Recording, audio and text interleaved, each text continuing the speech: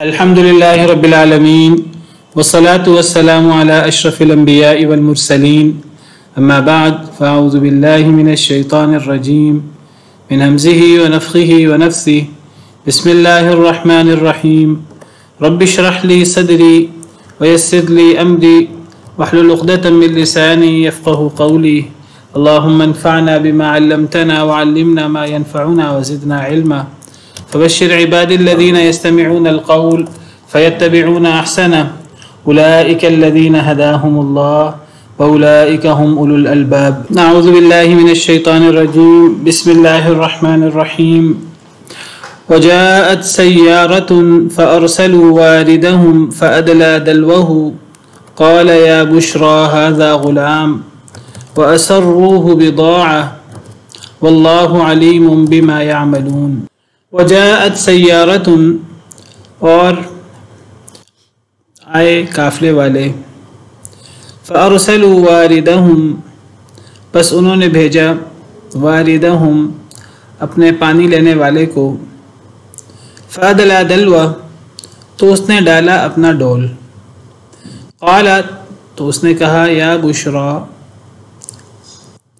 اے میری خوش بختی ھذا غلام یہ لڑکا ہے وَأَسَرُّوهُ بِضَاعَةً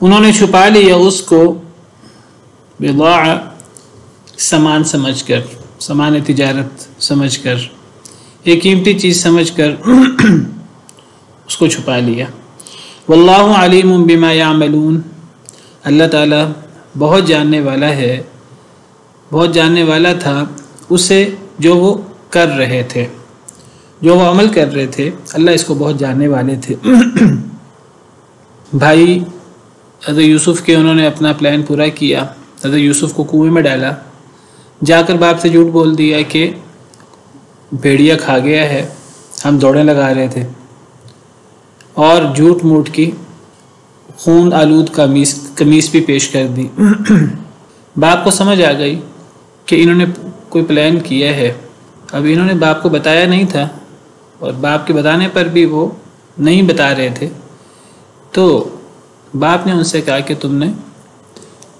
ایک چال چلی ہے تمہارے نفسوں نے تمہارے لیے ایک چیز کو مزین کر دیا ہے تو میں صبر کرتا ہوں اور میں اللہ سے ہی مدد مانگتا ہوں تمہارے ان اعمال پر تو باپ کو کیسے پتہ لگا باپ کو پتہ لگا ایک تو حضرت یوسف کے خواب وغیرہ کی وجہ سے حضرت یوسف علیہ السلام بڑے ہوں گے ایک مقام تک پہنچیں گے پھر بھائی بھی اور ماں باپ بھی انہیں سجدہ کریں گے سجدہ تعظیمی دوسری بات یہ کہ وہ جو قمیص تھی خون آلود تو وہ خون جھوٹا تھا حضرت یوسف کا نہیں تھا تو باپ کو بہرحال اندازہ ہو گیا کہ انہوں نے چال چلی ہے باپ پہلے بھی کوئی خوشگمان نہیں تھے بیٹوں کے بارے میں اس لیے جانے نہیں دیتے تھے بیٹوں کے اصرار پر جانے دیا اور پھر بیٹوں نے جو اپنا کرنا تھا انہوں نے کیا اب حضرت یوسف کنویں میں ہیں اور قافلہ آ گیا فارسلوا یعنی کنویں کے پاس وہاں سے قافلہ گزرا فارسلوا واردہم انہوں نے بھیجا اپنے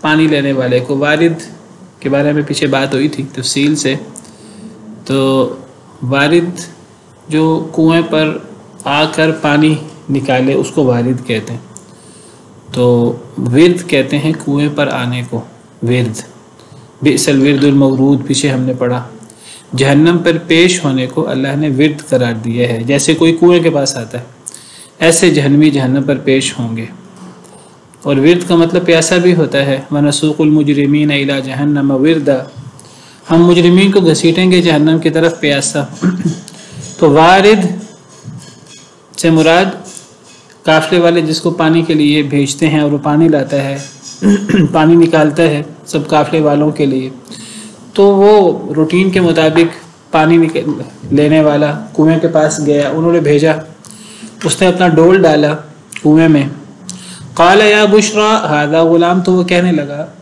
کہ ہائے میری خوشخبری یہ تو لڑکا ہے اب ڈول ڈالا حضرت یوسف علیہ السلام کنویں میں تھے تو وہ ڈول کو پکڑ کر وہ اوپر آ گئے اس نے ڈول کھینچا تو حضرت یوسف علیہ السلام تھے تو وہ کہنے لگا کہ میری خوشخبری یہ تو لڑکا ہے وَأَسَرُّوهُ بِضَاعَةً، انہوں نے چھپا لیا اس کو سامان تجارت سمجھ کر، سامان تجارت سمجھ کر انہوں نے اس کو چھپا لیا۔ کنہوں نے چھپا لیا؟ ہو سے مراد حضرت یوسف علیہ السلام ہے۔ اب بجائے اس کے کہ وہ وہاں اعلان کرتے ہیں کہ یہ کس کا بچہ ہے، کس کا لڑکا ہے جو کنویں میں گرا ہوا ہے، انہوں نے کہا کہ چلو اس کو بیچ دیں گے، اور بیچ کر انہوں نے اس کو سامان تجارت سمجھ لیا، سامان تجارت سمجھ کر اس کو چھپایا بری نیت سے کہ چلو اس کو بیچ دیں گے، تو انہوں نے کسی کو بتایا نہیں، چھپا لیا حضرت یوسف کو سامان تجارت سمجھ کر۔ کس نے چھپایا؟ بعض مفسرین کہتے ہیں، امام ابن کثیر وغیرہ، انہوں نے لکھا ہے کہ وَأَسَرُّوهُ کا فاعل حضرت یوسف کے بھائی ہیں، یعنی کنویں والوں نے نکالا تو حضرت یوسف کے بھائی پھرتے رہتے تھے کنویں کے پاس کہ دیکھیں کہ کیا بنتا ہے، تو جب وہ کنویں والے نے نکالا تو حضرت یوسف حضرت یوسف کے بھائیوں نے چھپا لیا بات کو۔ بعض مفسرین نے یہ لکھا ہے کہ وہ وَأَسَرُّوهُ کا فاعل حضرت یوسف کے بھائی ہیں، انہوں نے حضرت یوسف کا معاملہ چھپا لیا کہ اب وہ کافی والوں نے کہا کہ ٹھیک ہے ہمیں لڑکا ملا ہے، اب ہم اس کو جو ہے یہ ہمارا ہے غلام، تو ہم اس کو بیچ دیں گے آگے۔ تو حضرت یوسف کے بھائیوں کو پتہ لگ گیا، لیکن انہوں نے کہا ٹھیک ہے یہ فروخت ہو رہا ہے، ہم بھی چاہتے ہیں کہ یہ باپ کی نظر سے دور ہو جائے، ہمارا مقصد پورا ہو رہا ہے، تو وہ خاموش رہے۔ بعض مفسرین کی یہ رائے ہے اسرّوہ کا فاعل برادران یوسف ہیں۔ بعض مفسرین کے مطابق وَأَسَرُّوهُ بِضَاعَةً، چھپانے والے کون ہیں؟ وہ جو کنویں میں گیا تھا آگے، اس نے اس معاملے کا کنویں والوں کو نہیں بتایا، اس نے یہ جو حضرت یوسف ملے اس کو، تو جب اپنے قافلے والوں کے پاس گیا، قافلے والوں کو اس نے یہ ظاہر کیا میں نے ایک لڑکا خریدا ہے، ایک غلام خریدا ہے، تو میں اس کو لے جا کر آگے جا رہے ہیں ہم وہاں اس کو بیچ دیں گے۔ اس نے یہ ظاہر نہیں کیا کہ یہ مجھے کنویں سے ملا ہے۔ تو وہ جو والد تھا جو کنویں پہ گیا تھا، اس نے باقی قافلے والوں سے اصل حقیقت چھپا لی، اور اس نے کہا میں اس کا فائدہ کماؤں گا۔ تو اس نے یہ ظاہر کیا اپنے ساتھیوں کے سامنے کہ میں نے غلام خریدا ہے، تو اب اس کو ہم آگے لے جا رہے ہیں۔ تو اس نے یہ واضح نہیں کیا کہ یہ مجھے کنویں سے ملا ہے۔ ایک تیسری رائے بھی ہے، وہ کہتے ہیں کہ جی وہ جب کنویں والوں کے جب پانی لینے والا قافلے والوں کے پاس واپس آیا، جب ساری صورتحال ان کے سامنے واضح ہوئی، تو سب نے مل کر مشورہ کیا کہ ہم ان کو چھپا لیتے ہیں، آگے جا کر بیچ دیتے ہیں۔ بہرحال یہ 3 آراء ہیں۔ تو پہلی رائے تھوڑی بعید محسوس ہوتی ہے کہ حضرت یوسف کے بھائیوں نے چھپا لیا، اصل میں بضاعہ انہوں نے چھپا لیا اس کو سامان تجارت سمجھ کر۔ اب حضرت یوسف کے بھائیوں نے چھپا لیا، اگر حضرت یوسف کے بھائی مراد ہیں تو حضرت یوسف کے بھائیوں نے تو تجارت سمجھ کے نہیں چھپایا۔ تو بہرحال تھوڑی بعید بات نظر آتی ہے۔ دوسری 2 تفسیروں میں سے کوئی بھی تفسیر بہتر ہو سکتی ہے، زیادہ بہتر تفسیر ویسے دوسری محسوس ہوتی ہے۔ یہ امام شوکانی نے یہ دوسری تفسیر ہے، پہلی تفسیر امام ابن کثیر وغیرہ نے بیان کی کہ حضرت یوسف کے بھائیوں نے اس معاملے کو چھپا لیا۔ امام شوکانی وغیرہ نے کہا ہے کہ دوسری تفسیر کہ وہ جو پانی لینے گیا تھا اس نے چھپا لیا باقی قافلے والوں سے کہ کنویں سے ملا ہے، اس نے یہ باور کیا میں نے خریدا ہے، اب آگے جا کر بیچ دیں گے تاکہ وہ لے لے۔ بعض مفسرین نے یہ بھی کہا ہے کہ قافلے والوں کو ساری صورتحال پتہ لگی تو قافلے والوں نے مل کر چھپا لیا اس کو کہ چلو آگے مل کے بیچ دیتے ہیں، اکٹھے فائدہ تقسیم کر لیں گے۔ بہرحال اللہ بہتر جانتے ہیں۔ واللہ علیم بما یعملون، اللہ بہت جاننے والے تھے اسے جو وہ کر رہے تھے۔ اب یہ سارا معاملہ ہو رہا ہے۔ اب حضرت یوسف کے بھائیوں نے جو کچھ کیا، حضرت یوسف کو ڈالا، باپ کے ساتھ غلط بیانی کی، یا یہ جو اب کنویں والے نے جو ایک جو ہے وہ غلط حرکت کی اور ایک حق کو چھپایا، اب کوئی چیز ملے تو اس کا اعلان کرنا چاہیے، اور اعلان کر کے اس کو اس کے گھر والوں کی طرف پہنچانا چاہیے، اس کو غلام بنا کر آگے بیچ نہیں دینا چاہیے۔ تو اس سارے معاملے کو اللہ تعالیٰ دیکھ رہے تھے، اللہ تعالیٰ جانتے ہیں، یہ سارا معاملہ اللہ کے سامنے ہو رہا تھا۔ اللہ تعالیٰ ہر چیز پر گواہ ہیں اور اللہ ہر چیز کو جاننے والے ہیں۔ اس میں مفسرین کہتے ہیں کہ بہت بڑا سبق ہے نبی کریم صلی اللہ علیہ وسلم کے لیے اور قریش مکہ کے لیے کہ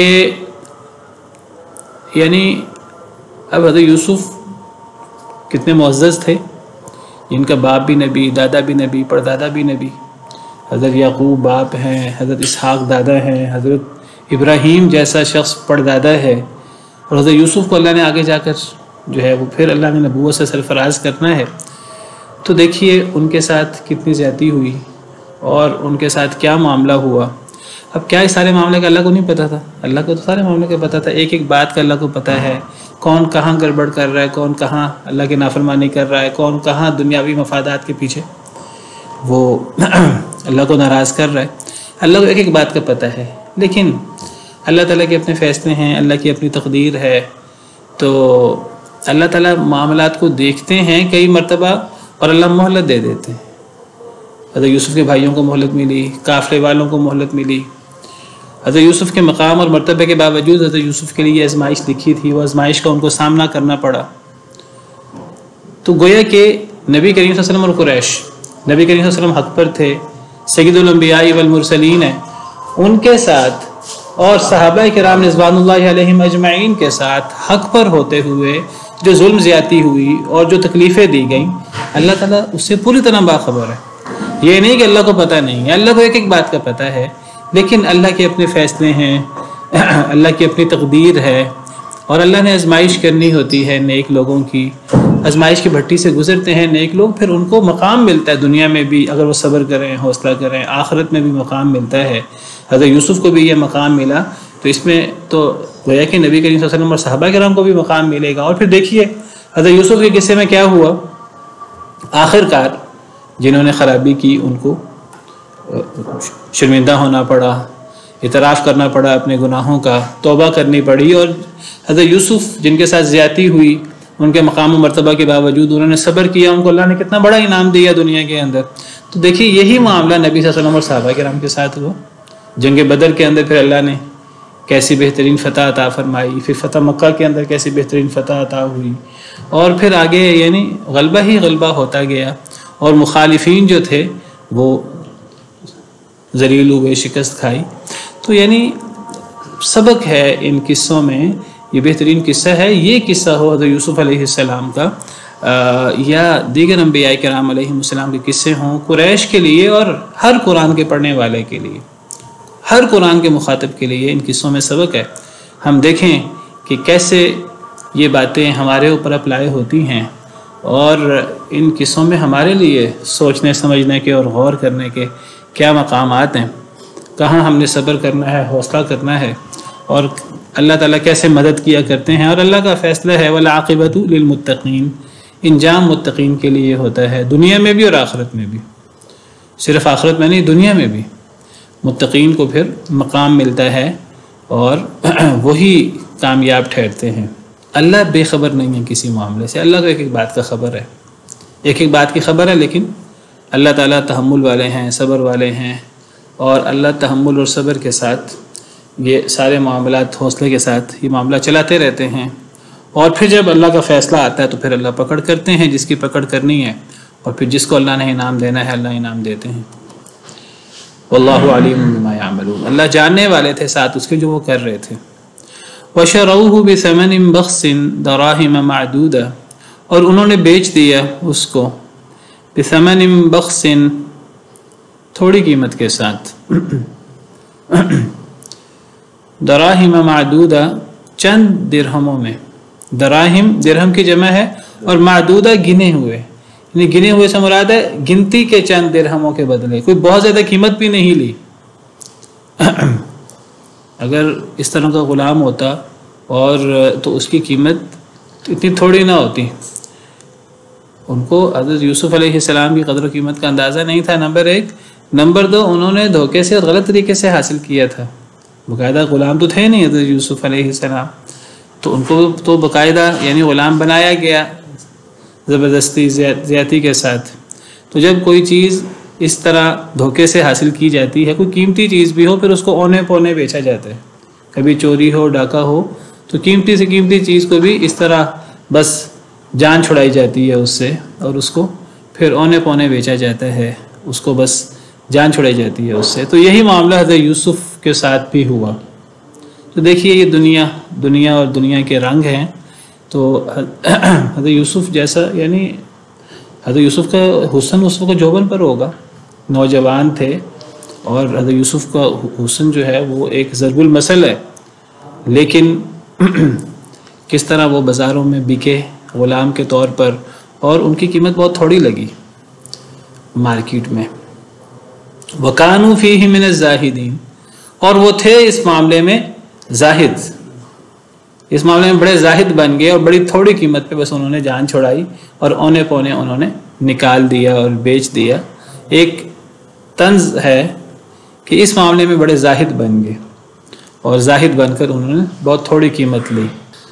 وقال الذي اشتراه من مصر لامرأته أكرمي مثواه عسى أن ينفعنا أو نتخذه ولدا, اور کہا اس شخص نے جس نے خریدا ان کو حضرت یوسف علیہ السلام کو, من مصر مصر میں, اکرمی مثواہ عزت دو اس کے ٹھکانے کو, لامرأته اپنی بیوی کے لیے. جس شخص نے مصر سے حضرت یوسف کو خریدا تھا, اب قافلے والوں نے مصر جا کر, حضرت یعقوب جو ہیں یہ کنعان علاقے میں رہتے تھے, تو یہ مصر جا کر اس قافلے والوں نے حضرت یوسف کو بیچ دیا اونے پونے دراہم میں, چند دراہم میں. تو اب مصر والوں میں سے جس نے خریدا وہ وہاں کا عہدے دار تھا مصر کا, تو اس نے خریدا اور اس نے اپنی بیوی سے کہا اکرمی مثواہ, کہ عزت والا کرو مثواہ اس کا ٹھکانہ, عسى ان ينفعنا شاید کہ یہ ہمیں نفع دے, او نتخذہ ولدا یا ہم پکڑ لیں اس کو لڑکا. تو وہ کہنے لگا کہ ہماری اولاد نہیں ہے, تو اپنی بیوی سے کہتا ہے کہ اس کا اچھے طریقے سے دھیان کرو, اس کو عزت دو, اس کو اچھے طریقے سے گھر میں رکھو, یہ ہمیں نفع دے گا, ہم اس کو بیٹا ہی بنا لیں گے, منہ بولا بیٹا بنا لیں گے. جی اچھا, یہ جو معاملہ ہوا سارا خرید و فروخت کا, تو یوسف علیہ السلام کے تو سامنے ہی ہوا ہوگا, تو انہوں نے اس پہ کوئی احتجاج یا کوئی اتنا وہ نہیں اظہار نہیں کیا کہ یہ غلط ہو رہا ہے؟ اب جس کے ساتھ یہ معاملات پیش آ رہے ہیں وہ کوئی احتجاج کریں بھی تو ان کا احتجاج سننے والا کوئی نہیں ہے, تو وہ انہوں نے احتجاج کیا ہوگا, کوئی بات کی ہوگی, اگلے نے سنی نہیں ہوگی. جب آپ یہ سمجھے کہ جس طرح یہ تو چلیں, یہ تو وہ دور تھا جس میں غلام وغیرہ اور یہ چیزیں موجود تھی. آج تو یعنی غلام وغیرہ کا تصور بھی ختم ہو گیا, لیکن آج بھی آپ دیکھیے کہ لوگ اغوا کر کے بچوں کو بیچ دیتے ہیں, عورتوں کو بیچ دیتے ہیں برے مقاصد کے لیے. تو کیا وہ احتجاج نہیں کرتے ہوں گے, وہ عورتیں احتجاج نہیں کرتی ہوں گی؟ وہ پھر اب ظالم جو ہے وہ کون سنتا ہے پھر وہ تو پھر احتجاج کو نہیں سنتا. اب تو یوسف کی عمر بھی تھوڑی تھی, بچے تھے, تو لازم انہوں نے احتجاج کیا ہوگا, انہوں نے اپنی بات سنانے کی کوشش کی ہوگی, لیکن جو ان کی قسمت میں لکھا تھا وہ ہوا, ان کے ساتھ ظلم زیادتی ہوئی. تو یہ مصر کا عہدے دار تھا, عزیز مصر. تو اس نے جو ہے وہ خریدا اور اس نے اپنی بیوی سے کہا کہ ان کو عزت دو. اب ایک یہ نیا دور شروع ہو رہا ہے حضرت یوسف علیہ السلام کی زندگی کا. تو کہنے لگا کہ شاید یہ ہمیں نفع دے, ہم اس سے خدمت لیں گے, یہ ہمیں نفع دے گا, ہم اس کو بیٹا ہی بنا لیں. وَكَذَلِكَ مَكَّنَّا لِيُوسُفَ فِي الْأَرْضِ وَلِنُعَلِّمَهُ مِنْ تَأْوِيلِ الْأَحَادِيثِ, اور اسی طرح ہم نے جگہ دی یوسف علیہ السلام کو زمین میں, وَلِنُعَلِّمَهُ مِنْ تَأْوِيلِ الْأَحَادِيثِ, اور تاکہ ہم سکھائیں اس کو خوابوں کی تعبیر. اب یعنی حضرت یوسف علیہ السلام جو ہیں وہ مصر میں اب آ گئے. اب مصر میں وہ عزیز مصر کے گھر پلے بڑھے ہیں, اور پھر معاملات آگے بڑھے, اور آخر کار وہ وقت آیا کہ حضرت یوسف علیہ السلام کو مصر کے اندر مقام ملا, جب بادشاہ نے انہیں خزانے کا مالک بنا دیا تھا. بعد میں جا کر جب وہ بادشاہ کے خواب کی تعبیر کی حضرت یوسف علیہ السلام نے, اور پھر جیل سے نکلے, تو پھر اللہ نے حضرت یوسف علیہ السلام کو اس طرح مصر میں ایک مقام دیا, ایک مرتبہ عطا کیا. یہ بات کے حوالے سے بات ہو رہی ہے. اور تاکہ ہم انہیں خوابوں کی تعبیر بھی سکھائیں۔ اللہ نے پھر خوابوں کی تعبیر بھی سکھائی۔ واللہ غالب علی امرہ، اور اللہ غالب ہیں اپنے حکم پر، اپنے معاملے پر۔ ولکن اکثر الناس لا یعلمون، لیکن اکثر لوگ جانتے نہیں ہیں۔ یعنی اب یہ تقدیر میں لکھا تھا ایسے ہونا ہے، تو جیسا لکھا تھا تقدیر میں ویسے ہی ہوا۔ یہ ہم کہتے ہیں یہ چیزیں اتفاق سے ہو گئیں، اتفاق سے بھائیوں کے ذہن میں آیا تو یوسف کو کنویں میں ڈال دیں، بھائیوں نے کنویں میں ڈال دیا، ورنہ تجاویز تو اور بھی کئی تھی، قتل کرنے کی بھی تھی، کئی دور دراز پھینکنے کی بھی تجویز تھی، اور بھی کئی تجاویز تھیں، ایک تجویز کنویں کی آ گئی۔ اب ہم کہیں گے اتفاق سے کنویں میں ڈال دیا، اتفاق سے اب وہ ایسا قافلہ آیا جس نے مصر جانا تھا، تو اس قافلے نے نکال لیا، انہوں نے چھپا لیا، وہ مصر لے گئے، مصر لے جا کر بیچ دیا۔ اب اتفاق سے عزیز مصر نے خرید لیا، اتفاق سے عزیز مصر اس کی بیوی، اور پھر وہ بعد میں جو معاملہ پیش آیا، پھر حضرت یوسف کو اتفاق سے جیل میں جانا پڑا۔ یہ کوئی چیز اتفاق سے نہیں ہو رہی۔ اتفاق سے جیل میں 2 لوگ مل گئے جنہوں نے خواب دیکھا، پھر بادشاہ کا خواب، اور یہ کڑی سے کڑی ملتی جا رہی ہے۔ تو یہ کوئی بھی چیز اتفاق سے نہیں ہو رہی، یہ اللہ کی پلاننگ اور اللہ کے فیصلے ہیں جو اللہ نے لوح محفوظ میں لکھے ہوئے ہیں۔ یہ اللہ جو چاہتے ہیں وہ چیز ہوتی ہے، اور کوئی چیز اتفاق سے نہیں ہوتی۔ اللہ نے جو کرنا ہے وہ ہو کر رہتا ہے، اور اللہ جو کرنا چاہتے ہیں اللہ اس کو کرنے پر پوری طرح قادر ہیں۔ اکثر لوگ جانتے نہیں ہیں۔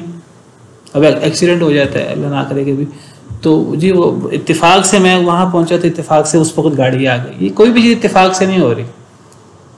یہ کوئی 2 منٹ سے یا 5 منٹ سے، کوئی گھنٹے سے، یہ دنوں سے، مہینوں سے، سالوں سے، جب سے یہ لوگ پیدا ہوئے دونوں، اس سے بھی پہلے سے، زمین و آسمان کے بننے سے پہلے سے ساری پلاننگ ہوئی ہوئی ہے۔ ہم اگر اس میں پیچھے جائیں، یعنی ایسی چیزیں ہیں کہ ہم وہ چیزیں تصور نہیں کر سکتے کہ کوئی بھی چیز اتفاق سے نہیں ہو رہی۔ نبی کریم صلی اللہ علیہ وسلم کو اللہ نے آخر زمانے میں نبی بنا کر بھیجا، آپ کے صحابہ آپ پر ایمان، کوئی بھی چیز اتفاق سے نہیں ہو رہی۔ آپ کے دشمن، اتفاق سے نہیں ہوا کہ وہ ابو جہل دشمن ہو گیا، ابو لہب دشمن ہو گیا، فلاں دشمن ہو گئے، فلاں ساتھی بن گئے۔ یہ ہر چیز پلاننگ کے ساتھ ہو رہی ہے۔ جو اللہ کرنا چاہتے ہیں وہ چیز ہو جاتی ہے، اور وہ قسمت سے نہیں ہوتی، وہ اللہ کا ٹھوس فیصلہ ہوتا ہے، اور وہ اس کے مطابق ہو رہی ہوتی ہے۔ اکثر لوگوں کو پتہ نہیں ہوتا۔ اللہ کسی کو ذلیل کرتے ہیں، کسی کو نقصان دیتے ہیں، کسی کو سزا ملتی ہے، اللہ کے فیصلے ہوتے ہیں، اللہ کی حکمت بالغہ ہوتی ہے۔ کسی کو انعام ملتا ہے، کسی کو مقام ملتا ہے، کوئی معاملہ ہوتا ہے جب میں نے کیا، میری صلاحیت، میرا یہ، میرا وہ، تمہارا کیا ہے؟ تمہارا کچھ بھی نہیں۔ تم تو چھوڑو، تم سے پہلے یہ جس آسمان کو تم نے چھت بنایا وہ آسمان اللہ کی مخلوق، جس زمین کو تم نے فرش بنایا وہ زمین اللہ کی مخلوق، تمہیں جس نے اللہ نے اس دنیا میں پیدا کیا تم اللہ کی مخلوق، تمہیں جو اللہ نے صلاحیتیں دی ہیں وہ صلاحیتیں اللہ کی مخلوق، تمہارے ہاتھ میں جو مال ہے جو تم سمجھتے ہو میں نے اپنی صلاحیتوں سے، اپنے علم سے کمایا ہے، اپنے زور بازو سے کمایا ہے، یہ سب چیزیں اللہ کی مخلوق، اور تم آگے سے کہہ دیتے ہو کہ یہ میں نے کیا، یہ ہوا، وہ کوئی بھی چیز یہ آپ کے کرنے سے نہیں ہو رہی، یہ اللہ کے فیصلے ہیں، اور اللہ اپنے فیصلوں پر غالب ہے۔ ولیکن اکثر الناس لا یعلمون، اکثر لوگ جانتے نہیں ہیں۔ جو اللہ چاہتے ہیں وہ ہوتا ہے۔ باقی جہاں جہاں اللہ نے انسان کو اختیار دیا ہے، جہاں جہاں انسان کی وہ انوالومنٹ ہوتی جاتی ہے، اچھی یا بری، وہاں وہاں انسان کو اس کے مطابق جزا اور سزا وہ انسان کے ساتھ لگتی جاتی ہے۔ تو اللہ نے ایسے ہی طے کیا ہوا تھا اور ایسے ہی ہوا، اور اسی کے مطابق معاملے آگے بڑھتے گئے۔ یہ اللہ کے ارادہ کونیہ ہیں۔ یہ ضروری نہیں ہے کہ یہ اللہ کی مرضی اور خوشی بھی ایسی ہی ہو۔ اللہ چاہتے تھے، اللہ کی خوشی تھی تو یوسف غلام بنے، اس پر تفصیل سے بات کریں گے۔ اللہ کی خوشی، اللہ کی مرضی ایک الگ چیز ہے، اور اللہ کا فیصلہ، اللہ کا حکم، جس کو اللہ کا ارادہ کونیہ کہتے ہیں، وہ ایک الگ چیز ہے۔ یہ ارادہ کونیہ ہے سارا، اللہ کی قضا اور قدر۔ بھائیوں نے بیچا، بھائیوں نے اگر کنویں میں ڈالا، اللہ کے حکم سے، اللہ کے ارادے سے۔ اگر کنویں والوں نے حضرت یوسف کو نکال کر چھپا لیا، دھوکہ دہی کرتے ہوئے، زیادتی کرتے ہوئے، اللہ کے قضاء و قدر سے۔ اللہ کا ارادہ کونیہ ہے، وہ آگے وہ اللہ کی شریعت اور اللہ کی مرضی تھی کہ نہیں تھی؟ وہ اللہ کی مرضی تو نہیں تھی، لیکن ایسا ہی ہوا۔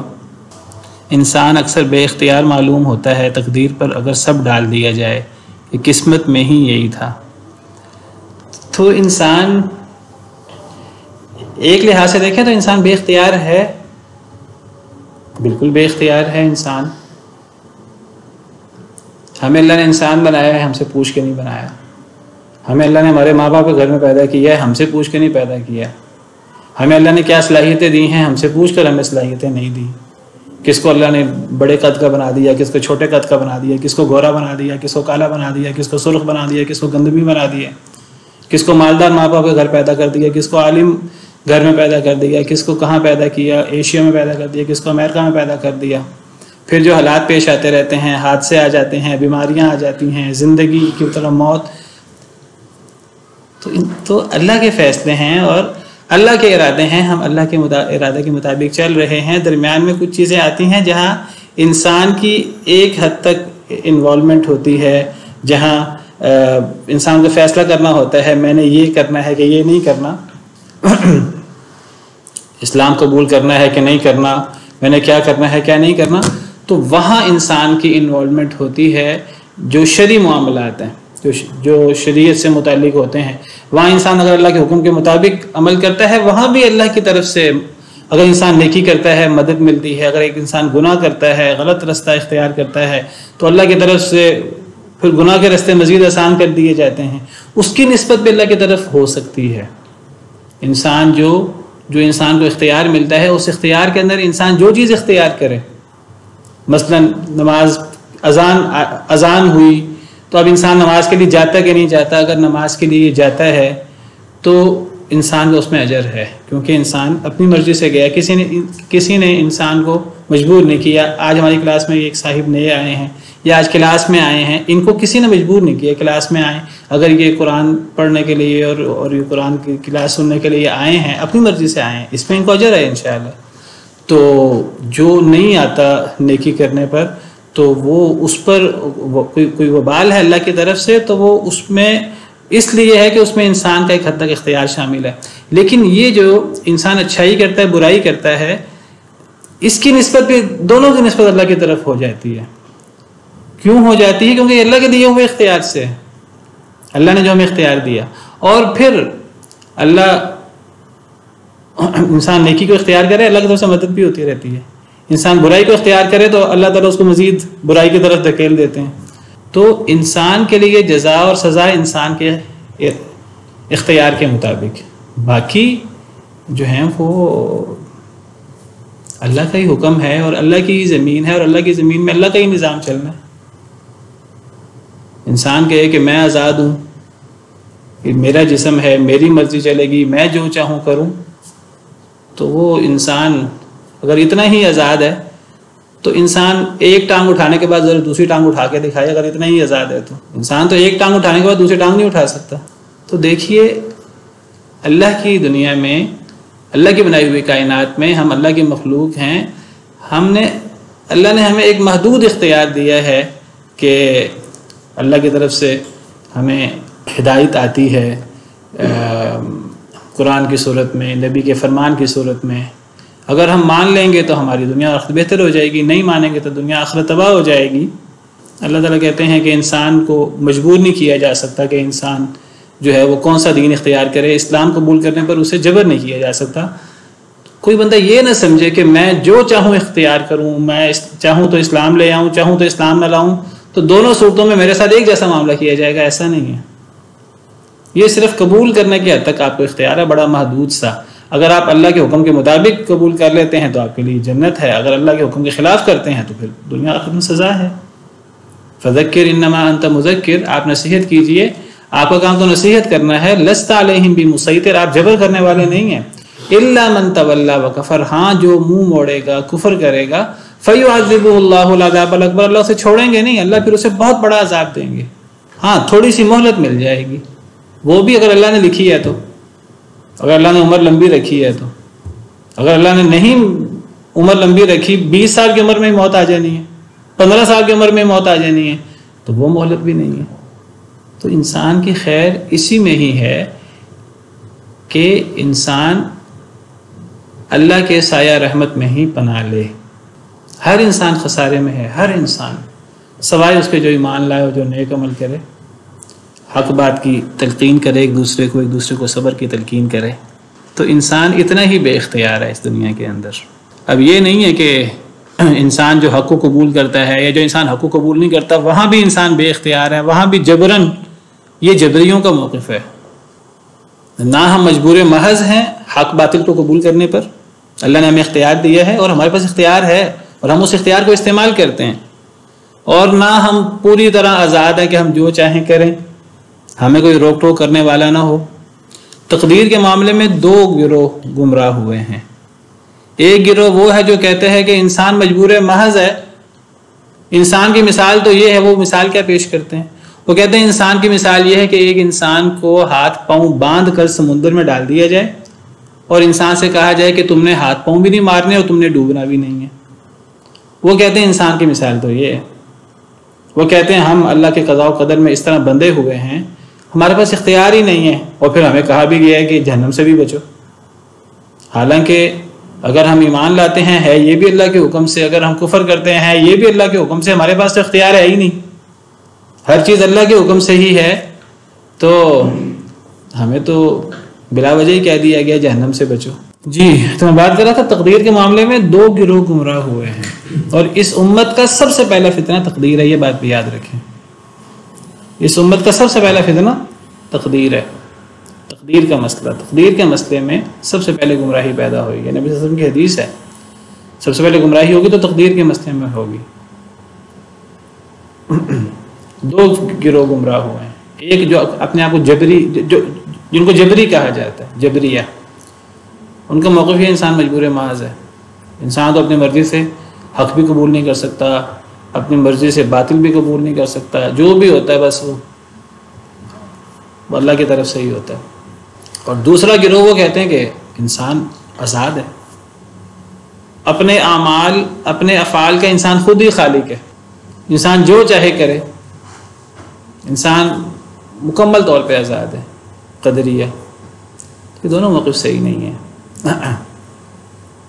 ہم تکوینی معاملات میں جو ہیں وہ پابند ہیں، شریعت کے معاملات میں ہمارے پاس ایک گنا اختیار ہے، ایک حد تک اختیار ہے۔ شرعی معاملات میں، دینی معاملات میں تو جو ہمیں اختیار ہے، اس اختیار کے باوجود ایک تو اللہ کا تکوینی حکم ہے جس کو ہم اللہ کا ارادہ کونیہ کہتے ہیں، زندگی، موت، بیماری، صحت، امیری، غریبی، اور یہ جو معاملات ہمیں درپیش ہوتے رہتے ہیں یہ سارے اللہ کے حکم سے ہوتے ہیں۔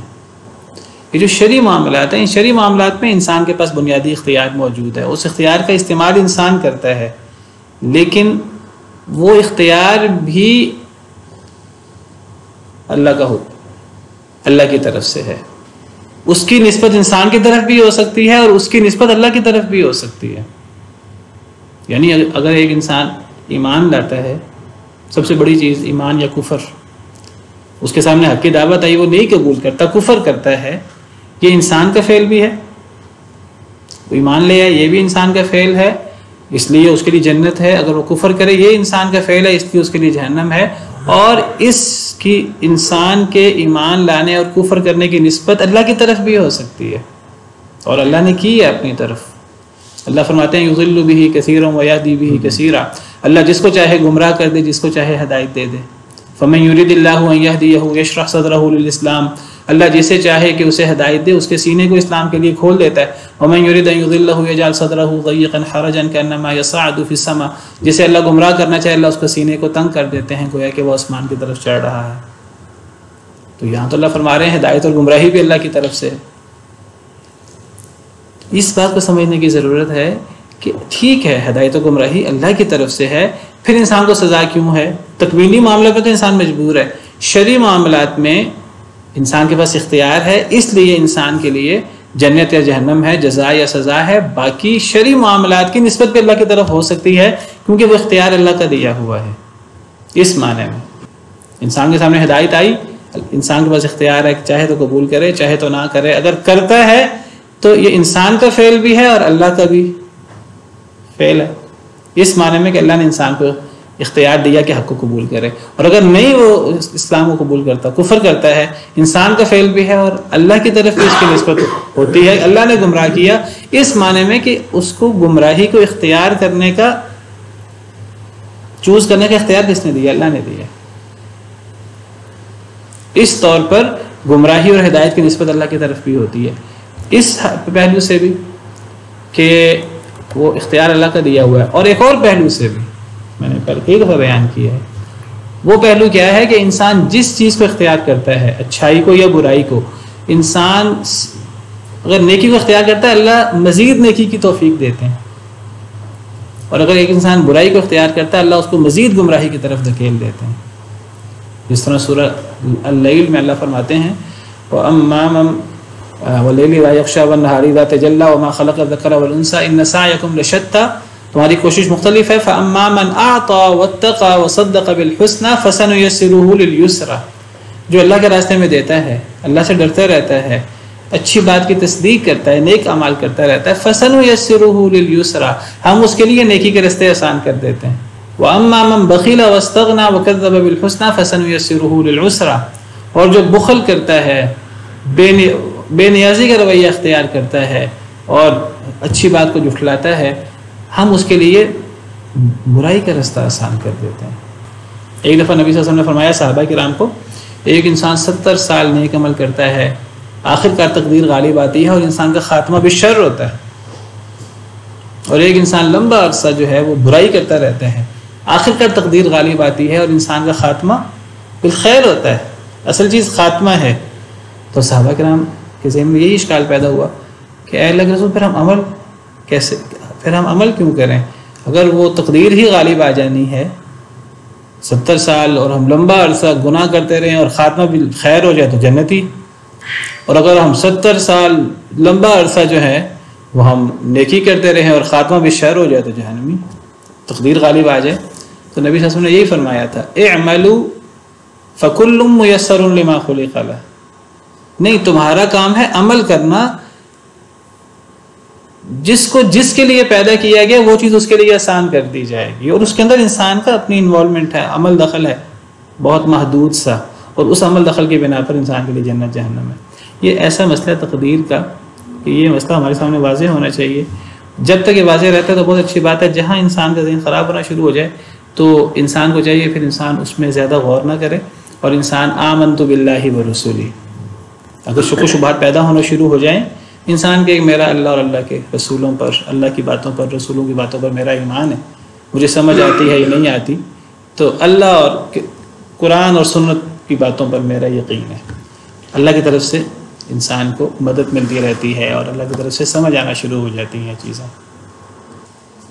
واللہ غالب علی امرہ، اللہ اپنے کام پر غالب ہیں، اکثر لوگ جانتے نہیں ہیں اس بات کو۔ اب لوگ کیا کرتے ہیں؟ لوگ کہتے ہیں ہمیں زیادہ پیسہ کمانا ہے، زیادہ پیسہ کمانے کے لیے ہمیں 2 نمبر طریقہ اختیار کرنا پڑے گا۔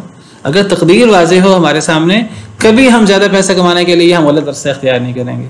اگر ہمیں تقدیر پر ایمان ہو کہ اللہ نے جو ہمارے لیے لکھا ہے، ہم غلط رستہ اختیار کر کے زیادہ نہیں کما سکتے، اتنا ہی کما سکتے ہیں جتنا اللہ نے ہماری قسمت میں لکھ رکھا ہے، اور یہ بھی ہماری تقدیر میں لکھا ہے کہ جب تک جو اللہ نے ہمارے لیے لکھ رکھا ہے مرتے دم تک، جب تک ہمیں وہ ملے گا نہیں تب تک موت نہیں آنی، یہ بھی ہماری تقدیر میں لکھا ہوا ہے۔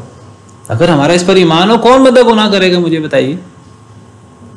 جب نیکی کر کے ہاتھ سے کمائی کر کے انسان کو جو اللہ نے لکھا ہے وہی ملنا ہے، اور گناہ کر کے بھی وہی ملنا ہے، انسان نیکی کر کے وہ کیوں نہ کمائے؟ انسان سمجھتا ہے کہ انسان اپنی تدبیر اختیار کرے گا، اچھی بری تقدیر اختیار کرے گا، اچھی برا اپنا تدبیر کرے گا تو انسان زیادہ فائدہ کما لے گا۔ انسان اگر اللہ کو ناراض بھی کرتا ہے تو وہ وہی کام کر سکتا ہے جو اللہ نے تقدیر میں لکھا ہوا ہے، انسان اس کے خلاف نہیں کر سکتا، ہوگا وہی جو اللہ نے تقدیر میں لکھا ہے۔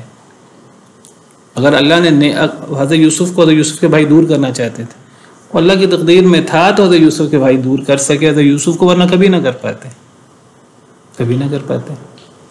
جس نے حضرت یوسف علیہ السلام کو خریدا تھا، کہتے ہیں اس وقت جس وقت حضرت یوسف علیہ السلام مصر میں پہنچے اور ان کو وہاں ان کو خرید لیا عزیز مصر نے، تو اس وقت مصر کے بادشاہ کا نام ریان تھا، اور یہ جو عزیز مصر ہے جس نے حضرت یوسف کو خریدا، یہ اس کا وزیر خزانہ تھا، اور اس کی بیوی جس کا یہاں ذکر ہے، اس نے اپنی بیوی سے کہا کہ حضرت یوسف کو عزت و احترام سے رکھو، تو اس کا نام مشہور ہے زلیخا، بعض نے زلیخا ذکر کیا، بعض نے راعیل ذکر کیا۔ بہرحال قرآن و حدیث میں یہ نام نہیں آتے، اسرائیلیات وغیرہ میں۔ وَكَذَلِكَ مَكَّنَّا لِيُوسُفَ فِي الْأَرْضِ، اسی طرح ہم نے یوسف کو زمین میں جگہ عطا کی۔ اس جگہ سے مراد یہ بھی ہو سکتا ہے کہ عزیز مصر کے گھر میں اب حضرت یوسف، ان کی حیثیت خادم یا غلام کی نہیں تھی، جس طرح عزیز مصر نے کہا کہ ان کو عزت سے رکھو، شاید ہمیں یہ نفع دے، شاید ہم اسے اپنا بیٹا ہی بنا لیں۔ تو حضرت یوسف کا مقام گھر میں وہ نوکر چاکر والا یا غلام والا نہیں تھا، ایک بہتر مقام عطا ہوا تھا۔ تو یہ مکنہ لیوسف سے مراد ایک جس انداز سے حضرت یوسف کو بے گھر کیا گیا، باپ کی نظر سے دور کیا گیا، اور گویا کہ وہ قتل کی یا ان کو کنویں میں ڈال دیا گیا، اس اعتبار سے یہ حضرت یوسف کے لیے ایک بڑا بہتر مقام تھا اس کی نسبت۔ تو یہ وہ مقام جو عزیز مصر کے گھر میں تھا، وہ مقام مراد ہے، یا اس مقام سے مراد جو بعد میں حضرت یوسف علیہ السلام کو وزیر خزانہ بن کر ملا، وہ مراد ہے، واللہ اعلم۔ وَلَمَّا بَلَغَ أَشُدَّهُ آتَيْنَاهُ حُكْمًا وَعِلْمًا، اور جب وہ پہنچے حضرت یوسف علیہ السلام اشدہ اپنی پختگی کو، وَلَمَّا بَلَغَ أَشُدَّهُ جب وہ پہنچے اپنی پختگی کو، ان کے قوا مضبوط ہو گئے، حضرت یوسف جوان ہو گئے، طاقتور ہو گئے۔ آتَيْنَاهُ حُكْمًا وَعِلْمًا، ہم نے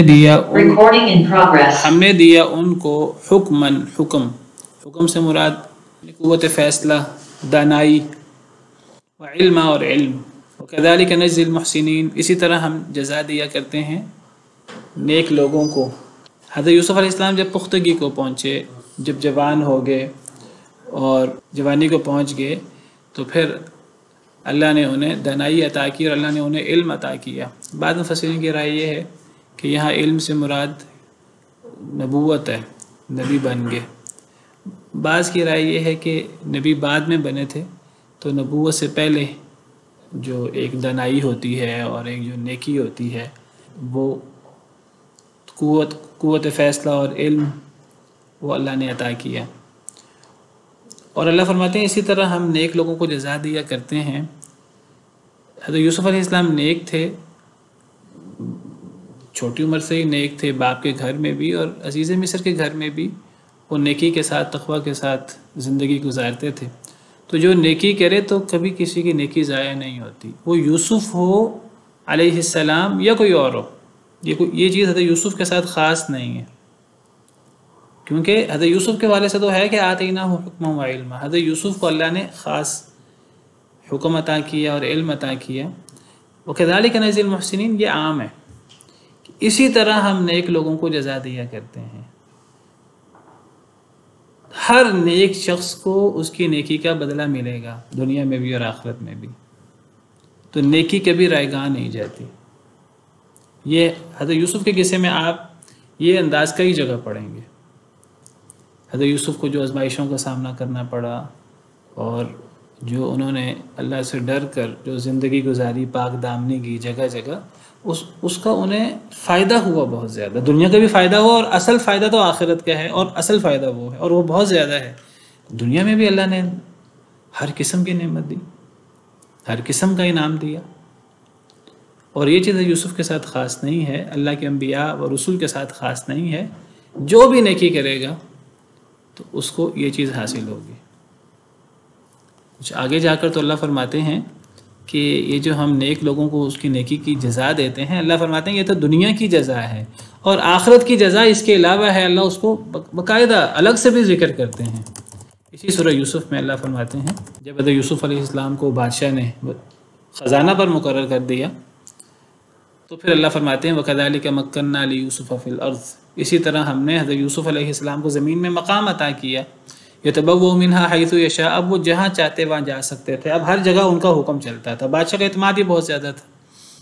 نُصِيبُ بِرَحْمَتِنَا مَن نَّشَاءُ، اللہ کہتے ہیں ہم اپنی رحمت جس کو چاہیں دیں، وَلَا نُضِيعُ أَجْرَ الْمُحْسِنِينَ، ہم کبھی بھی نیکی کرنے والے کا اجر ضائع نہیں کرتے۔ حضرت یوسف کو یہ مقام اللہ کی رحمت کے بعد ان کی نیکی اور ان کے تقوی کی وجہ سے ملا تھا دنیا میں. وَلَأَجْرُ الْآخِرَةِ خَيْرٌ لِّلَّذِينَ آمَنُوا وَكَانُوا يَتَّقُونَ، اور جو آخرت کا اجر ہے وہ اس کے علاوہ ہوتا ہے، وہ زیادہ بہتر ہوتا ہے دنیا کے اجر سے، اور وہ ایمان والوں کے لیے ہوتا ہے اور اللہ سے ڈرنے والوں کے لیے ہوتا ہے. حضرت یوسف کے لیے بدرجہ اتم وہ آخرت کا اجر بھی ہے، دنیا میں بھی اللہ نے دیا، اور یہ چیز صرف حضرت یوسف کے ساتھ خاص نہیں ہے، یہ ہر ایمان والے کے لیے، ہر اللہ سے ڈرنے والے کے لیے کہ دنیا کے اندر یہ بدلہ ہے اور آخرت میں بھی بدلہ ہے. چلیں آج کے لیے اتنا ہی کافی ہے، باقی انشاءاللہ کل. سبحان ربک رب العزت عما یصفون وسلام علی المرسلین والحمد للہ رب العالمین.